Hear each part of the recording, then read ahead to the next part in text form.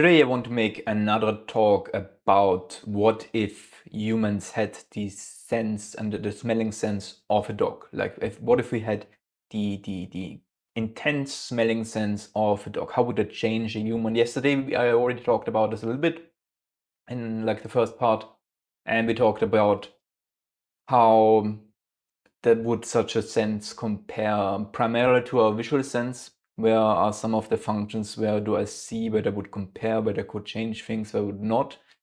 I don't think actually that even like with having such a strong smelling sense as a dog has, it would outrank our visual sense in priority as a society, and also like from a technology point. I think a lot of our technology and a lot of our society would still primarily be built around our visual sense and not about our strong smelling sense. I think the smelling sense would be a lot more important than it is right now. I think right now our smelling sense is important on us on a very instinctive, on a very primal level, but it's not as important on like a social and as a societal level. Like for humanity, our smelling sense is probably one of our least important senses, I would argue.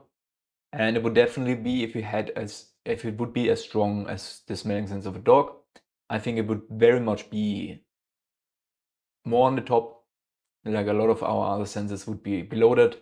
But I still think our visual sense, they might take the rank nom, the like primary senses, the primary spots, maybe together, but I still probably would assume that the smelling sense would maybe be a little bit below. Maybe it could be a little bit above, and I just can't imagine all of the things how it would change us. I'm not sure, but I think our visual sense would still be very strong. I think today I would like to look a little bit more, not so much on how it would change us culturally and how it compares to our other senses, but I would like to think a little bit more about how would a sense of a dog for us change how we would perceive the world. Like not how would it change our culture or something like that, but how would it change how we can even think or look or experience the world. Again, this kind of thought experience is very much built upon a very vibe-based understanding of what a smelling sense of a dog would do and how would it be. I'm not a dog. I don't have done any research. I don't really know a lot about how insane they are. Just have kind of just general common knowledge about the smelling sense of a dog. And it doesn't also matter like the specific smelling sense of a dog. It's just thinking about, let's increase the smelling sense of us by 10, by 100, whatever. How would it change us? And one thing that I always find very fascinating to think about with a strong smelling sense is that I think smells, first, they are very volumetric. Smells are mostly about molecules in the air. I don't think we would smell a lot of things like that are stuck to surfaces. Like that would be more something that you probably would sense with licking and not with smelling, because with smelling you have to get them in, so it always comes over the air. But it means you have a sense, if it's that strong, you actually have a sense that's a lot more capable of kind of mapping out the difference and like the texture and like just the sense that, and where they are and how dense they are in like a room. So for us, like a room in the air and it is mostly empty. If you have like very strong senses, like in a normal everyday experience, you might experience sometimes that you are able to smell something strong in some areas and in some areas not. But in general, I don't think our smelling experience is to such a degree that we actually have kind of a spatial 3D mapping awareness of the air and how it smells and what it contains around us. And I think with a very strong smelling sense, that potentially can change. And that I think is a very interesting thing to think about, that we could have internal mental maps created through this intense smelling of how like the density, the texture, or like the scent, the different, like the chemical composition of it, like not on a I mean, for us humans, if you practice it and if you learn it, you could actually work with what are like chemical things and stuff, but it would be, of course, not be like a vibe thing for an average human. But in general, especially if you practice it, you very much could be, I think, able to actually know chemical substances and make mental maps of them. But I think just like for a normal human who has such an insane smelling sense, we would potentially be able to make a 3D spatial map of like the air around us. And I don't mean like the air, I mean like, again, what it smells like, what it was in. So that means from what it smells like, how is it moving? That's a thing that we would be a lot more aware of, because we would smell how the smells would change. We would be a lot more, so we would be aware more of like even moving air, because that would move the sense. And we would be aware, like in our homes, where would the air move on? Like we right now, we mostly feel that with like wind, like when it goes over our skin and maybe some hairs, we just have a passive feeling, especially with very subtle like air movement in like interior rooms. But I think if we had a very strong smell, especially in like rooms that we are in, I mean, if we're not just getting used to them, that would be an issue. But I think we would be a lot more aware of how would the air move, because we would have very different smelling experience in different areas of the room. And so we not just can map out the geometry, but like the airflow. And with not just the airflow, but also like how does that change and interfere and alter how things smell, and how is the smell transported through like the air movement through like our rooms. And we would probably, when we get back to that a little bit, to the culture side, like there could be ways where we actually put that into architecture. We will build buildings and organize rooms and floors and doors and all of these things for airflow, not just for like cooling and stuff like that, and just for air circulation, but for how it transports smells, because maybe we want to have rooms that are not just mixed with other things. Maybe we want to isolate stuff. I don't know. That could just be a lot of cultural things in the architecture where you want to manipulate the airflow so that the floor smells, so that you can also maybe regulate how you want to smell that. Because I think if you had such a strong smell, it would be very important, or it would be another aspect of just human action that you would construct and put it into our architecture, how we design airflow, again, not for cooling and not for circulation, like for fresh air, but for actually like smell transportation. Maybe that's a weird word to say, but like how air moves and how that moves some smells from one area to another. So we would probably try to keep smells from like the bathrooms and like the toilets contained, and we would not want to have any airflow like as strongly out of them. We want them more isolated, so we don't have like the bad smelling of like bathrooms and toilets in like all of our rooms, because we would maybe be a lot more aware of them, and maybe that would bother us a lot more.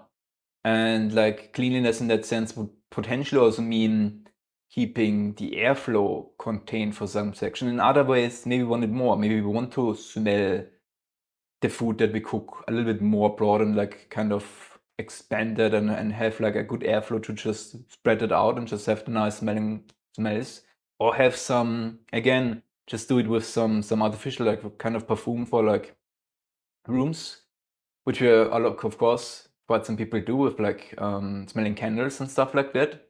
But potentially we would have more built that into architecture. We would actually design our rooms, our homes, our flats, our houses to be designed to be able to have a spot where we can create a scent and transport and distribute it through rooms where, in a way that we like it.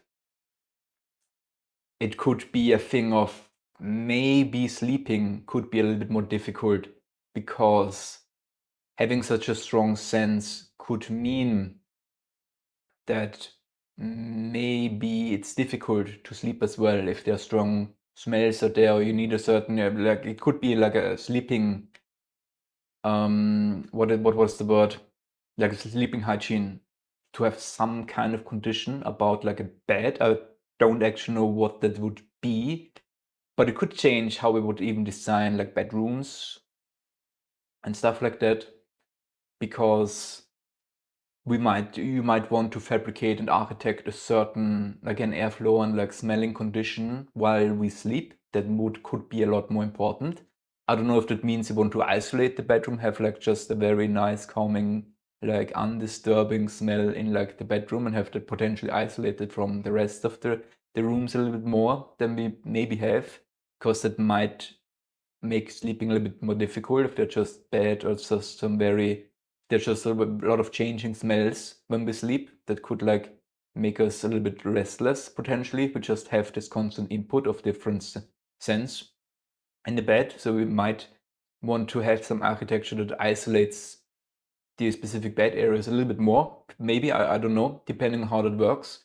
Maybe again, you want to build it so that you can be isolated and can just manipulate what the scent there will be. So you have like a nice area where you can control the smells and keep it contained. I would assume that sleeping would be easier with having pleasant and just constant, like non-changing smell, so that there's not a lot of input that would like trigger you and maybe, oh, what is going on around me.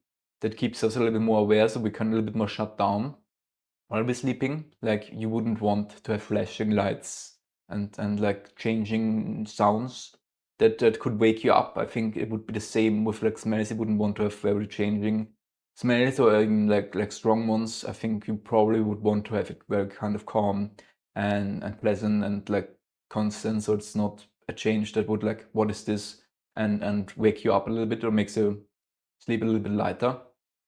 So all of these things are things that I think having such a strong smelling sense would change how we live and how we perceive, and from the perception comes like things into architecture, how we build, how we live, how we be together. All of these things will be changed by our senses changing in a significant way. If we think that I slipped a little bit more up into cultures, because I think it's very, very interesting to think about it. I'd like to get back a little bit into, okay, we don't have that much time. But let's just stick with talking just a little bit more about culture in that area of what would it do to us if we can spatially map like the airflow and the sense.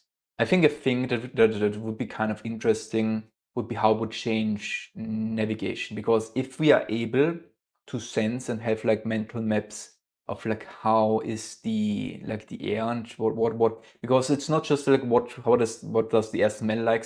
The air smells like things that it interacts with. So you can smell interactions with like that happen in the air. So for example, like dogs would, we could potentially know that people walk there, or that no people are walking here, or that aware this. So we have a lot more stronger sense of the past, what interactions, what kind of people, what kind of materials were someone, how did they move. And that's when we look at more like a cultural and social aspect again. I think that's very interesting to think about how would that change navigation. Like again, we would come back to the architecture. Like if you would just enter like a normal mall or some like kind of very public big building that might be confusing, and where do you have to go, what are like paths and ways and things to go, we would go in, and by walking a little bit there, we would be able to be aware. Like imagine you enter an empty hall where no people are actually in there, but if you enter there with such a smell sense, you potentially could smell, and we would potentially be aware with the air a little bit more about it. Then like in areas where no people are walking, you would probably smell it less. You would probably have a sense of the density of where people are walking in like a building. You would know, okay, like this is like a corner, no one is ever walking there. It smells a little bit different there. You would probably be able to smell what are like the usual walking paths that like people are going in this area. So you would go into a hall and you would kind of know what are like the default and like the most dense paths and like ways that people go, even if they're just open and you just have like a big hall and you could go in like any direction. What are like just the directions, like a heat map, how you would see it if you would track them. I would assume you could like have an understanding of this from such a strong scent, and that would of course build into how we would architect and like use that to help people navigate. Because again, you could go in an empty room and you could follow where a lot of people walked. So you don't need any science, you don't need any things. You could just be aware of, okay, people were walking them. Right now with our senses, we would need like signs or markings or like footsteps. If you have like very dirty shoes and you leave marks behind, you can follow them. Of course, you see like how the past happened there. But I think with smells it's a little more difficult to like remove this. I think it's a lot more present and like strong in that sense. And I think it's very interesting to think about how it would change, how we would approach navigation and like how would we manage big masses of people in like big buildings and like in big rooms. Potentially also how would that stress us?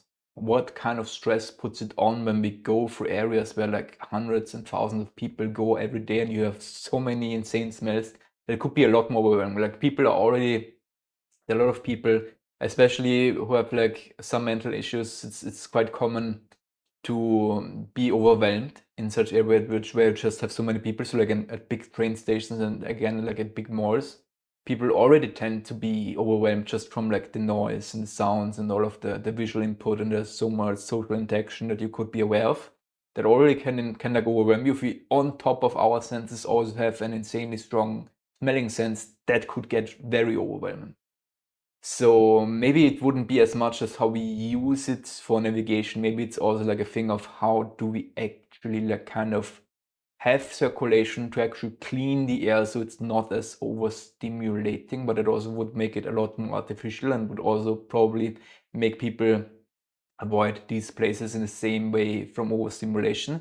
But there might be things where we would have to actually manage these spaces and regulate the sense and the smells there, because it could just be that overwhelming and that much variety that for some people these places would not be pleasant and accessible. Like how you would want to keep them clean, maybe you would have to have hygiene for air in that sense as well, because it would just be very dirty and clean and messy and overwhelming to be in these rooms. And I think that potentially would be the last note here. Air hygiene would be probably a social thing. Like how can you keep air in a sense or like in a state that's a lot more pleasant, or just very noisy and very dirty and very like, again, you would probably have a lot more dirty air how we have it today. Like today it's more so like you're thick, you have maybe a little bit dirt, like dust and stuff like that. But from the smelling, sure, you have it with bad smells, like mostly around toilets and trash places and stuff like that. But I don't think that smells in like in gyms, like where you stuff like that, where you're like should be like public shower areas for like gyms and stuff like that. You have like more so a smelling issue, and you need to think about cleaning air. But I don't think like air hygiene and like dirty air and air cleaning, besides of then smoke and stuff like that, just for like the smelling aspect, for the sense, is not really a very big concept and very big important part in our society. But I think it would probably be a lot more important, and it would play some kind of role. I don't know how that would be, but it would be a lot more important than it's currently. And I think that's already enough for this talk. Let's leave it here. Maybe I do a part 3. I don't know. These are actually kind of fun. I hope you have a nice day.